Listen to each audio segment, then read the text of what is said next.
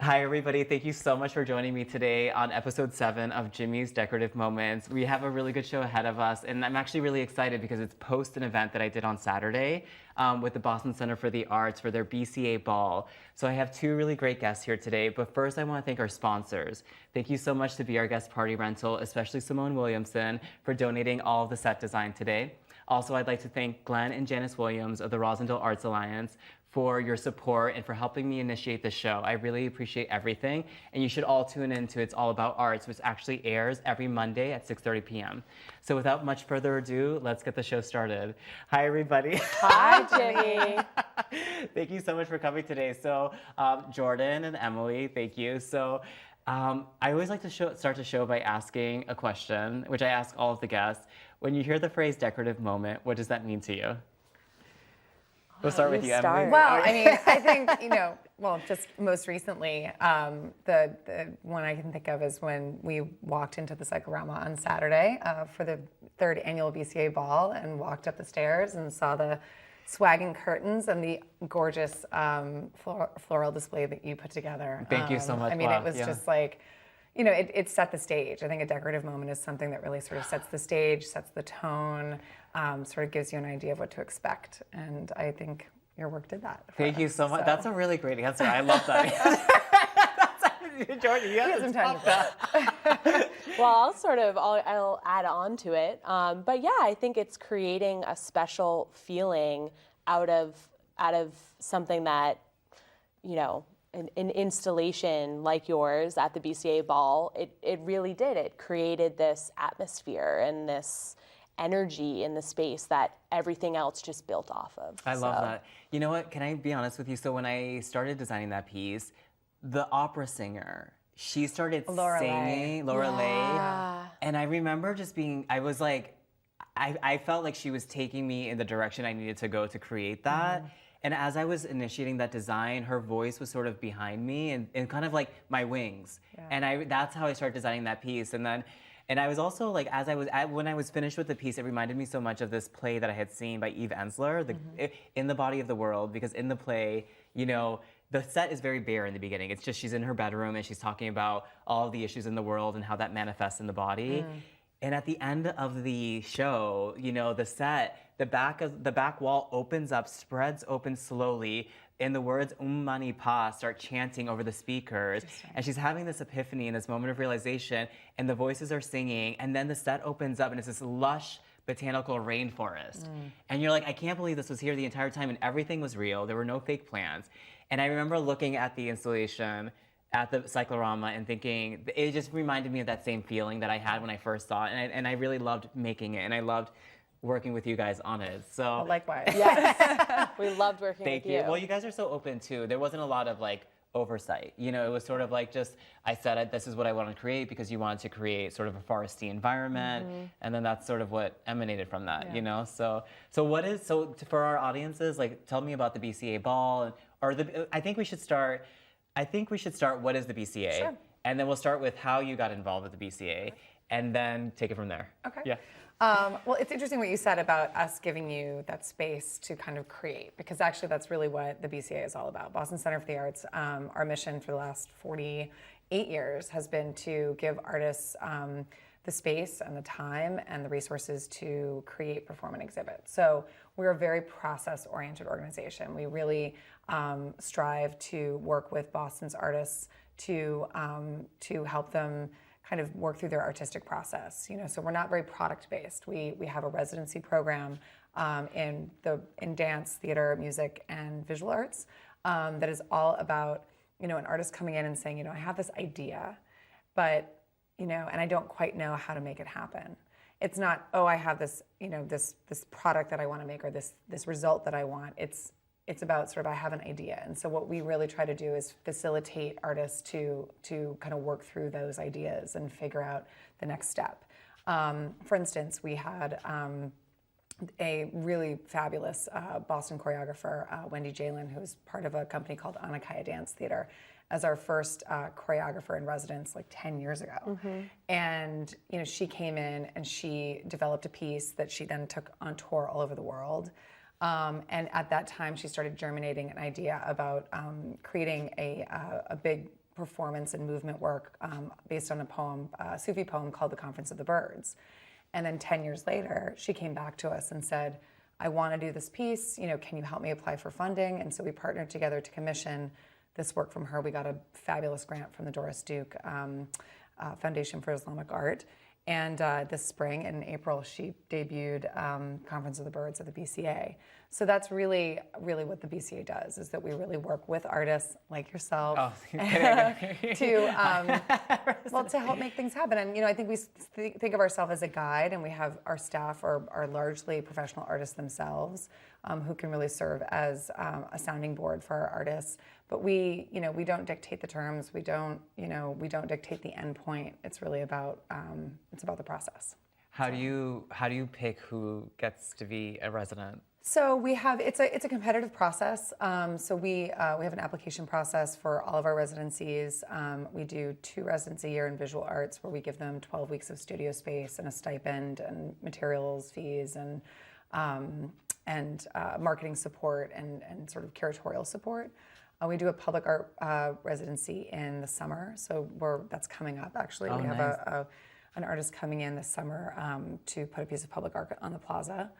And then we have a new sort of reformed, what we're calling the Boston Dance Makers residency. We're working with the Boston Dance Alliance to kind of expand our previous choreographers residency, so there will be 2 of those a year. And we also have I think 9 performing arts companies, both dance and theater, who are in the last year of a 3-year residency with us, where we give them discounted and subsidized performance and rehearsal space. We do public programs. And a big part of also what we do is connecting artists to the community. So we do dozens of public programs every year with our resident artists, with the curators who are curating in our Mills Gallery, with the 42 artists that work in our Artist Studios building. And we really try to come up with programs that will engage not just the South End neighborhood, but Boston at large, artists, audiences, and everyone in between. So. Awesome! Wow. Okay. How did you? Well said. Did you rehearse? No. Emily. So how did you both get involved? Jordan, how did you get involved with the BCA? What's your background? Yeah, well, I actually started as a volunteer. I studied art history in college and was very passionate about the arts, grew up in the Boston area, and got connected to BCA through family, actually. And so I started as a volunteer in the Mills Gallery. All of our gallery sitters in the Mills Gallery are volunteers, and that's how we're able to keep the Mills Gallery one of the only nonprofit art galleries in the city that's not associated with the university. Free. Sorry, yeah, missed that part. I think I got that. That's how we keep it free. Yeah. And yeah, so that was the beginning, and then I came back a few years later as an intern to the development team, development fundraising team. And just loved it so much. And we loved her so much. And so I applied for a position that was open at the time that was not in fundraising, but was just sort of general support to the organization, especially with the rentals that we do in the Cyclorama, which helped to generate revenue for us to keep supporting our programs. Because there's a lot of events that happen there, like weddings and bar mitzvahs. Lots of private events in the space throughout the year. So I worked on that team for about a year, and then was pulled back over into development to my delight, and have been with the development team now for 2 years as the development events manager. So, which is very exciting. Yeah, that's good. So I've been working in the arts for about 15 years. I have a degree in art history and a graduate degree in arts administration from Boston University. The Met School. Yep. I went to Met as well. Yeah. And it's great because it's a fabulous program that allows you to work and do graduate work at the same time. And so I started off at the Museum of Fine Arts, working at the School of Museum of Fine Arts, and went on to Massachusetts College of Art and Design, working in fundraising and alumni relations. Did a brief stint in Mobile, Alabama at a small non-collecting contemporary art center in downtown Mobile. Was down there for about a year and a half, and then was recruited back to Boston by the BCA about 3.5 years ago to head up their development, marketing, and community relations function. So, I mean, it's amazing, and it's BCA is one of these sort of fabulous organizations that I think really has a huge impact, especially on the artists that are working in Boston. And so, for me, working at art schools and working at these small contemporary art center in Mobile, I've really developed a passion for and a commitment to working artists. The creative people in this city are, I think, an appreciated resource, and the things that can happen here and the way that they connect people together and create beauty, and and it's just decorative moments. And great decorative moments. That's a decorative moment. Exactly. Yeah. I think that there's, Boston has such a rich history of the arts, and I think that it's a really important thing to continue to sustain. So I love the work that I do to help in some tiny way make that happen. No, that's awesome. I love that. And I love all the stuff that you do. I always enjoy attending the programs when I'm able to. So what's coming up? What are some things that are coming up that we should be excited about and should be thinking about? Well, we just got through the ball, yeah. So that was a big moment for us. And things get a little bit more quiet in the summer when we have the public art residency coming up in July. You want to talk a little bit about the book fair? Yeah, sure.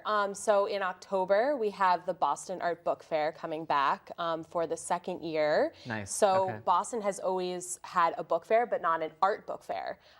So we are partnering again with Bodega to put on a 3-day book fair that's open to the public, free on Saturdays and Sundays. So it starts on Friday, October 12th, with a early viewing. Details to come. Pre-party. Oh, seriously? Yeah. Oh, wow. And then on Saturday and Sunday, there will be open hours for the public. And I believe last year we had well over 50 vendors. And this year I think we're looking at closer to 100. Yeah, from all over the country, some international. And it's zine makers, some larger book publishers, small independent artists Do you who have work. book readings? Yeah, so there will be public. I'm sorry to interrupt. No. I'm really excited because Yeah. I actually really didn't know a lot about it. And No, as you're that's saying, great. there's it's a strictly art. That's so cool. It's from people all over the world, and it's a fabulous event. I mean, we again last year was the inaugural Boston Art Book Fair, and we really had no idea what to expect, but it was such an incredible opportunity to really open up the whole campus. I mean, we have the whole campus essentially between Berkeley and Clarendon Streets on Tremont Street in the South End. So we have this sort of fantastic group of buildings, and we open them all up. We put vendors in each building, so you have an opportunity to sort of roam through, meet, again, independent zine makers, artists who are working in that is in so paper, cool. Oh my God. bigger publishers. There was some installation artwork as well by some of our former resident artists. Okay. So yeah, and we really were able to tap into this whole other group of our Boston arts community, and we really found there was this whole group that was so interested in attending this event, and so it was very well attended last year, and so we are growing it this year and then expect it to just continue to explode. Yeah. So that's in October. Yeah. Okay, I can't wait. I have a wedding that weekend. Of course you do. Yeah, you already know. It's already on the Send book. all your friends. I know. No, but that sounds really cool, and I love that. Well, it's easy to pop in and pop out. Yeah. So if you're driving through the neighborhood, It is. you can stop by. What are some other things you're excited about coming up? Gosh, we have so much. One of the things that we've really been trying to do with the BCA in the last couple of years. What is the goal? I feel like 48 years? 48 years. We're 50 years in next? 2020. What's yeah. next? So there's probably going to be a 50 there'll be a big moment. There will There'll be a big moment There'll in be a big 2020. decorative moment. There will be. Yeah, exactly. Yeah, I mean, BCA really aspires and considers itself to be the nexus of the arts in Boston. I mean, we're, again, an organization that welcomes, this incredible group of performing and visual artists, again, to inspire, artistic risk-taking, to inspire the making of new work, to give space and resources to make really cool things happen. And one of the things that we noticed in the last couple of years is that artists in particular obviously are responding to all of the kind of turmoil and sort of issues that are happening in our world. And they need a space to really sort of process that and make work about it and create dialogues about that. And so we've been really trying hard to kind of, pull out some themes that we're sort of seeing from our artists. This year in particular, we really saw a lot of issues about immigration and migration. And so a lot of the artists that we worked with were making work about that. And then coming into next year, we're really sort of focusing on amplifying and elevating women's voices. So we have all the exhibitions that are being curated in the Mills Gallery will be curated by women, and really start to think about how we can kind of create better sort of gender parity or gender equalally in the art world, which is an issue. So Wow. So we're excited about that. I mean, That is exciting. That's really exciting. I've been really into the show Handmaid's Tale. And I've actually listened to the audiobook now, but it's interesting because it's like, things like that do happen. They do happen. I mean, like the Holocaust did happen. Things like that do happen in this world. And it's like, but I think especially like, it's such an important thing, and I'm so happy you're bringing women to the forefront because I think that can be really scary, like when things switch in our society, and I don't know. Absolutely, and I think everyone just needs we need to figure out how to process it. And I think one of the things that we recognize that I think is hard to see, I mean, you can't really quantify it, is how artists in our city and in our world do help people see things in a different way or help consider new perspectives. And I think, in a world that feels sort of more divided than ever, we really feel like artists are kind of the glue that can kind of bring people together because there's, just by creating work that makes, again, brings communities together, brings different communities together. And I think especially in Boston where we do struggle with, income inequality and, sort of division of neighborhoods and how can, we work with artists to kind of to bring people together. And that's one of the things we love about the public art program that we do in the summer. I love public art so much. We need more of it in Boston. I always fantasize like when I'm jogging, which rarely happens. I'm like, how do you have time for that too? Yeah. No, I mean, I could jog more. But I always like I'll see a tree and I always think, God, I'd love to cover this with flowers. Or I'll see like, you should. I know. Just do like an intervention. Sort of like an I Andy was thinking Goldsworthy. that. I was like, I'm just going to take flowers left over from a wedding or an event. And I'm just gonna like create a coil of roses around this tree. And do you know how happy you'd make people feel? I know. Well, I was thinking like it would be like a visually, and I think with Art in Bloom, when I did the exterior of the museum, but also the main entrance last year, like I just like that. I like creating something that people can walk into and be like, oh wow, like, or just not even wow, but almost like just feel something, right? Like the BCA, the ball. It was like I just wanted people to walk in and just. Like I liked the idea of creating something that felt like an ascent. You walk up and then your eyes continue to travel upwards towards this thing. So and you could walk around it. And then the dancers actually it was funny because the fashion designer who did all the costumes, he made these iridescent hooded things, which actually reminded me of sort of like it was almost like. It was almost sort of, I'm not sure what the word is, but when I think of the Handmaid's Tale, all the red cloaks and the white wings, but these women were wearing iridescent, like shiny, sparkly, like almost like empowered, liberated, like celebrated, and it was such a contrast to the stifling, environment of the Handmaid's Tale, that totalitarian dystopia that controls women and abuses women. But this was very celebratory, and I love that they were dancing around this thing that I had created, this botanical environment that was free and wild and lush. You know what I mean? So that was exciting, and I liked that a lot. But I immediately thought of that as soon as I saw them hooded. Right. I thought but it was a different type of hooded, you know? So it's like the opposite. It's the floral. Yeah. Well, I mean, I think that's what that's what we at Boston Center for the Arts really feel about art, which is it's a very personal experience. It should be about just what stirs you, not necessarily. I think a lot of people sort of tend to think about art as something that is either good or bad. And if they don't consider themselves an expert, they feel like they can't participate in it. Whereas we really feel like art is for all. Visual or performing arts is for all, and it's your own experience, whether you like it or you don't like it, or it makes you think of something or another thing, or whether that was the artist's intention or not. It's about a personal experience. So. And you're so right, because my favorite medium, the one that I gravitate towards the most for inspiration is film and television. Sure. So, but not like you said, not everyone.